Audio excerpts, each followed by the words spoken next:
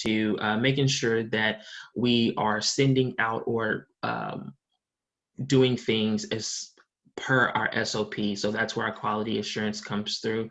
Our IT team just basically helps us when we have any issues with our system, and human resources, of course, we know what HR does. And then our training groups just keeps us making sure that we are up to date on new processes and have the resources that we need.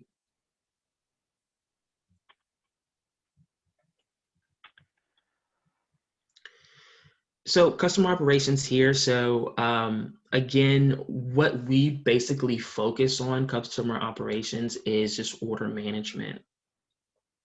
So we support different types of orders. So we have EDIs, which is our electronic form of orders.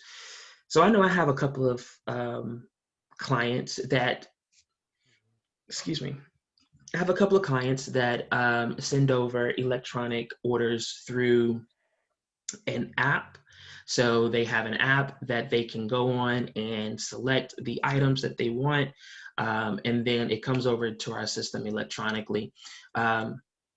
So those will be considered our EDI. We also have 222. So this is going to be a manual for controlled substance. And I don't really want to get too deep here. This is a high level overview, but you have our, we'll get 222 forms for our controlled substance. We have CSAUS for our electronic controlled substance. And then we have fax. So those are going to be our manual orders that will come through, not technically fax, but our group mailbox. So our GMBs or our group mailbox. Each client has a group mailbox. And so that's where we'll get the fax. And then we also have phone and online. And so you're online, and then it has right here, pharmarx.com. So that's where the client can go, or the customer can go and order their products through PharmaRx.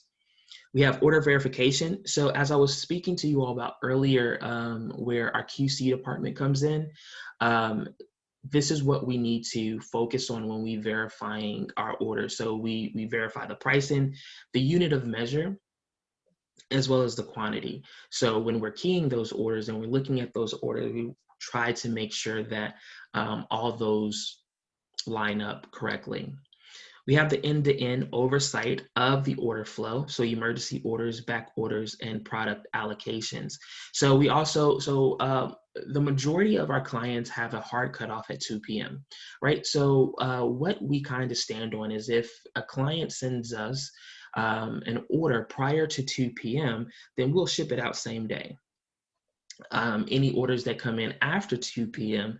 Will be considered next day business. Sometimes, because we try to provide, white glove customer service as well, it's best effort. So we do try to get those out if the orders volume in the warehouse is not high. Typically, our highest times for order volumes is going to be on Mondays and Tuesdays. And as the week progresses, then the volume begins to lessen. But after 2 p.m., if a client says, hey, guys, I really need this order to go out to, X, Y, and Z client or X, Y, and Z pharmacy, could you do that for us? That will be considered an emergency order. And so we do handle those as well as back orders and then product allocation. So we have our inventory team to work hand in hand with us to make sure that we can get back orders out, and make sure that if it's any lot specific orders, mainly for short dated product, that we release, the exact amount of quantity for that particular order to allocate that order and move forward from there. So on the side here, you see the service FY19. So this is, our goals, right? So our order accuracy is a 99.91. And then our on-time processing is a 99.91. And we had over 437,000 total orders. So that is fantastic. So as you can see, order accuracy and on-time processing, that's broken down into two parts. So that is one of our, or two of our goals that we look at. So order accuracy, when we're keying these orders, right, are we keying them correctly? Are there any type of keying errors? Did we miskey an address? Did we miskey quantity? And then when we're looking at on-time processing, then we're talking about, did it ship out in the expected time that the client wanted it to ship out? So if they say, hey, can we ship this out? Because like I remember when I told you all that 2 p.m. is our cutoff. So if they send us any orders in prior to 2 p.m., we'll ship it out. Did it ship out prior? I mean, did we receive the order prior to 2, and did it ship out, same day? So that's called our on-time processing.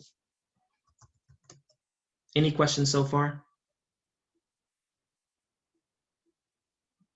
Hopefully I'm not boring you all.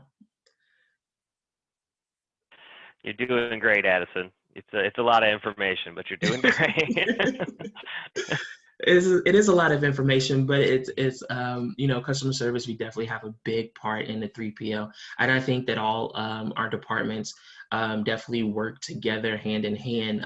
We can't do this job without another department, but a lot of this information and a lot of work does come through customer service. Agreed. I can actually jump in for a minute, and I'll kind of go over the customer order flow here.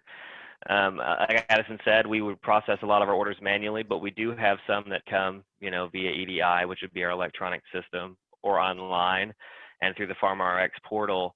But regardless of how the order is received, it's still our job to kind of manage that throughout the entire system, because at the end of the day, what we're trying to do is make sure that the patient gets what they need as fast as we can get it to them.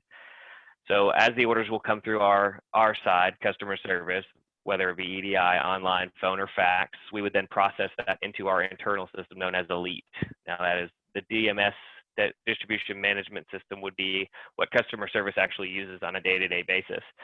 And that can communicate to our warehouses system, the warehouse management system, letting them know that the order has kind of gone through all of our checks and made sure that we've made sure that no one has missed anything. Maybe there was a typo here or there, and our QC department was able to fix it, and we get all that squared away before we get it to the WMS system, and then it will inevitably reach our customer. Smart Data is kind of just a reporting system that we use to send back data to our manufacturers, letting them know how quickly we're getting orders out, or the volume of those orders, and the accuracy of such. Yep. And to add to that as well, our customers do, and our clients do have access to smart data. So, they can pull various reports, to see the order processing of their particular order. Yeah, and they can pull it real time in most cases. So that's a really helpful database for our clients specifically. Some notes about the actual role itself. This is some of the job description and required skills, responsibilities, and qualifications. Responsibilities, I won't read all of this to you because I know it's a lot here, but the kind of bulk of it is that we're watching orders flow through, and we're keeping an eye on them from the moment they're sent to us to the moment they leave the building, and then even in some cases watching it, making sure it gets all the way to the customer. Because even though we do shipping, we want to make sure that we're not negatively impacting any of our patients' lives. So it is a very important process. Even though you can do most of it from a computer, you can impact somebody's life across the world, really. We manage multiple accounts, and a lot of that is utilized through Microsoft Outlook and Excel. And we do take some phone calls, but it is by no means a call center. 20 to 40 calls a day is probably being generous. In some cases, it's much less than that. We do a little bit of problem solving. Most of the time we're going to kind of follow the lead of our clients and our customers. They usually know what they want, and we're just here to kind of facilitate that. But there can be some problem solving on a case-by-case basis. Sometimes the orders are trickier than others, and we might need to make sure we're following all the regulations that the state and DEA require. And we also work internally quite a bit with our other departments, warehouses especially, with everything that flows through our system. Sometimes it takes a little extra explanation to make sure that they know what they need to do. As far as qualifications, high school diploma, GED is our basic requirement. We hope that you have some basic computer knowledge and experience with Microsoft systems. Intermediate Excel skills, we don't expect you to be able to need to really create your own macros or anything of that nature, but being able to kind of move through a spreadsheet and be comfortable using the system is very helpful. Communication skills are a big one. Obviously, we're going to be dealing directly with your customers and also clients. So written and verbal communication skills are high on our list. And kind of the ability to be an independent worker and, a self-starter in a lot of ways. You manage your own day, and you're the key to your own success. So we as supervisors, we're here to help at all times, but really with your own workload, you're going to have to prioritize work at a moment-to-moment basis on your own. Right. And to that point, Rick, I just kind of want to throw this in here as well. When you're talking about your team, each one of your team members may have roughly about 3 to 5 clients based off the volume of that client. So not everybody's workload is going to be equal across the board. So yeah, you do really have to manage and know your customer or your client, know their workload, and that's how you kind of prioritize your day. There are times I have on my team where there's, somebody's day is completely swamped from around 7 a.m. to roughly 11. And then throughout the rest of the day, they're able to, kind of do admin work. But then I have other people who have, super busy from 12 to 4. So just depending on the clients that you have and the order volume and their volume will depend on how you kind of manage your day. Mm-hmm.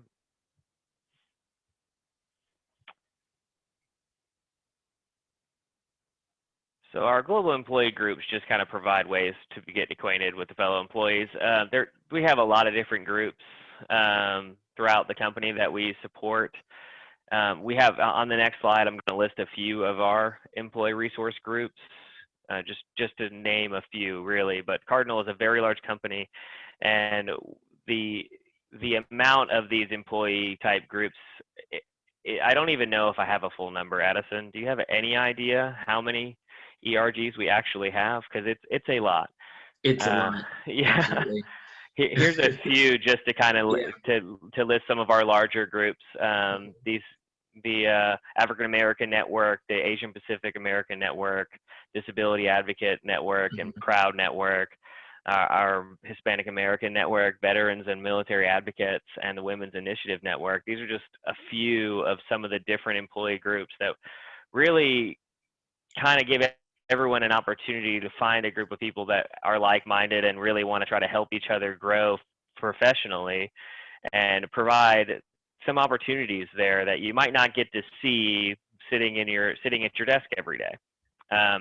It's that extracurricular stuff that kind of gets you in touch with maybe some directors of some other departments in one of our distribution centers in California or wherever. It runs the gambit. Right. But these are some of our biggest groups. I know I personally have a few of my team members that are members of all of these groups, actually. One particular, I think she's actually a member of 3 of them currently. She has a very busy schedule.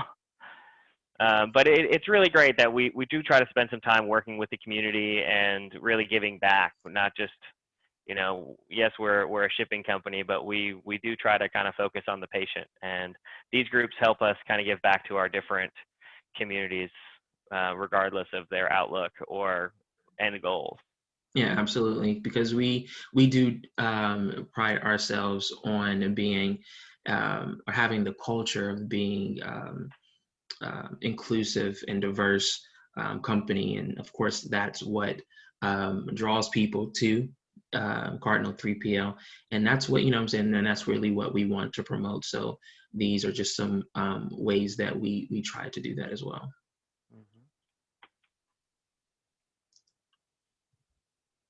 So next up is we have some of our customer experience. These are some things that we do to kind of make things better for our customers, but also really these are all kind of pointed towards the employee themselves. These are some resources that we give our people and ourselves to kind of make life a little easier and to figure out where we need to make things better throughout Cardinal Health. The VOE or VOC, that's just going to be the voice of the employer, and our voice of the customer. And those are just surveys that we give out regularly to really just touch base and give people in an anonymous way to give some good feedback. Tell us what we're doing right, tell us what we're doing wrong, tell us what we can try to do better.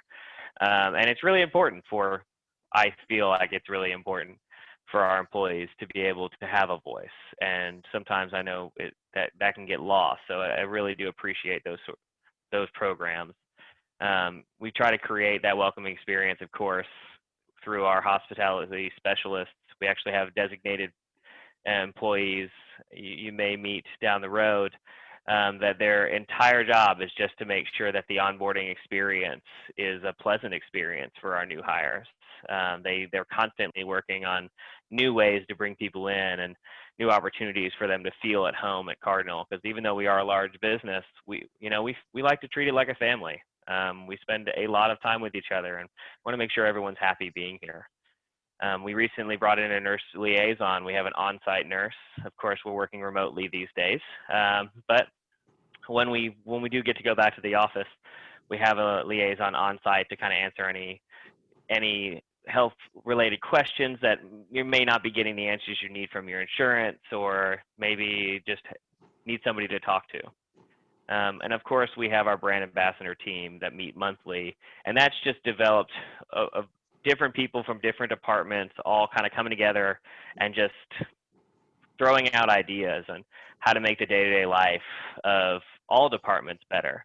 And bringing people from each department and having a person from each team really helps us get a wide variety of ideas. As far as employee engagement, it's a lot less now these days, right, Addison? Because again, we're working from home. But when we were in office, we did really like to spend some time every once in a while and decompress and just get together as a community and maybe just have lunch as a group or play some games in the warehouse or just kind of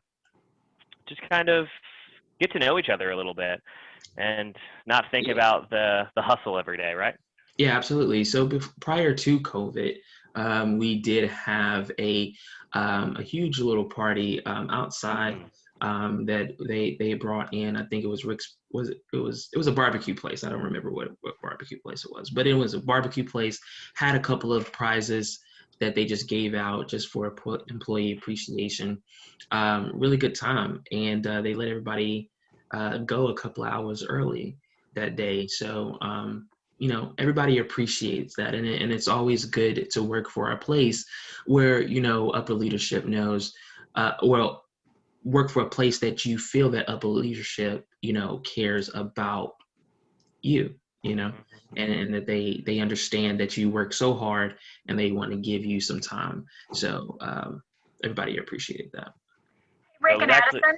Yeah. Yes. This is Beth, and our time is almost up. We did have one question. I think Wendy has probably answered it in the chat, but I did want to give you all the chance to ask that and then follow up with one additional question. Tamika asks, how has COVID-19 impacted the structure of this role? And if you could clarify, the role that you're hiring for is the customer service position? Correct. So basically how the structure, how it impacted the structure. So basically we were on site, right? And this wasn't a work from home position. However, due to COVID, all of the employees have been transferred home. So moving forward, what's going to happen is we're going to have an app that is going to allow our CSSs or our customer service representatives to be able to reserve an area when we go back into the office, so we can keep monitor on social distancing, as well as how many people are in the office at a time. They can choose to, be in the office 3 days a week, 2 days a week, and then work the rest of the week, the remaining days from home. How has it impacted the clients? Well, not really much. We did get a response from our VP, basically stated, "Hey, we didn't even know that you all had went home." So I think that this shows, a level of customer skills, from our customer service team, that we have continued to, keep our customer service high, keep our errors low, and just provide the needs to our clients. So not much has impacted our clients.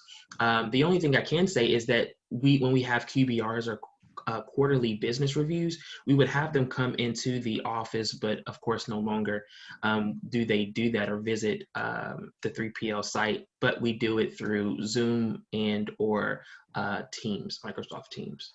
So we just have our meetings through Microsoft Teams now. But we're still adding, as I said, we are up to 200 clients and we're still adding daily. So can you talk about the number of positions that you have available, and then how would folks who are interested in getting in contact with you, what's that process look like? Sure, Rick, how many positions do we, I know we currently have about 3.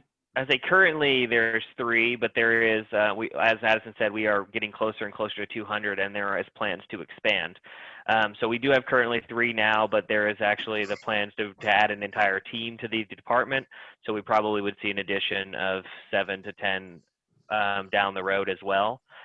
You can get in contact with our recruiters through the Cardinal Health website. We also constantly are putting ads out in Indeed. I believe we have things in Glassdoor. I think that we do have a pretty fantastic referral program if you happen to know anyone who works for our company. There's really no short supply of ways to get in touch with our recruiting department. I would say the safest bet, though, would be to go through our cardinalhealth.com website. Great. Well, thank you all so much for joining us today. We appreciate our Cardinal Health friends taking time to share all the great work that they're doing at the 3PL in La Vergne. And we want to thank all of our participants for being with us today. You all have a wonderful day and good luck in your job search. Thank you so much. Thank you.